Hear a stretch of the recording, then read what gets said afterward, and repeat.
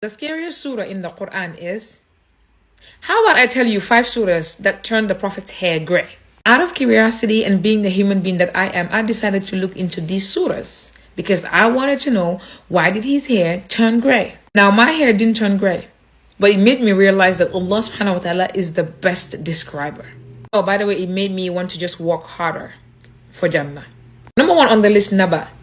Amma yatasa'alun. This surah is basically telling you that the day will come. It's real. It will happen. And it goes on to tell you in detail what will happen when it comes. Number 2, Takwir. Idha shamsu kuwirat. As if the beginning of the surah isn't detailed enough. Allah is not done describing. He goes on to describe more, even in this surah. Number 3, Waqi'ah. It's in the name. It means the inevitable. The fact that the beginning of the surah says, Idha waqa'atil waqi'ah. Basically, when the day comes, when the occurrence occur. Now, Waqi'ah also gives you some compelling details. But it also talks about Allah subhanahu wa ta'ala dividing us into 3 main categories. The forerunners of Jannah. The people of the left hand. The people of the right hand. Number 4, Mursalat. And it basically said emissaries. I don't know if I'm pronouncing it right, but I looked it up and it was basically saying a representative that is sent, basically send someone or something on an errand. And this surah starts with wal mursalati urfa. That means the winds sent forth. Not the cool breeze, no. Violent winds.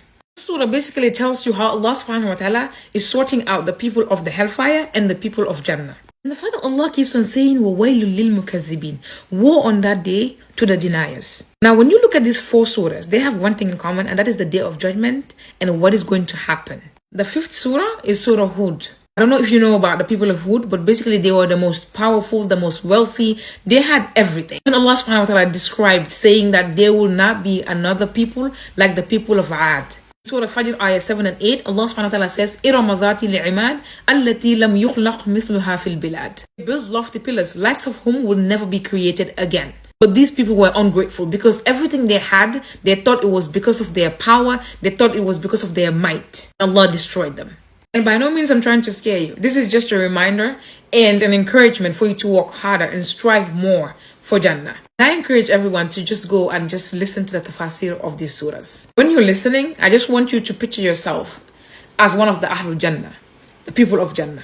And you will see how merciful Allah subhanahu wa ta'ala is. Like, you really have to be so messed up to get Allah subhanahu wa ta'ala's punishment. May Allah subhanahu wa ta'ala protect us on the day of judgment, and may He grant us beautiful endings. Assalamu alaikum wa rahmatullahi wa barakatuh.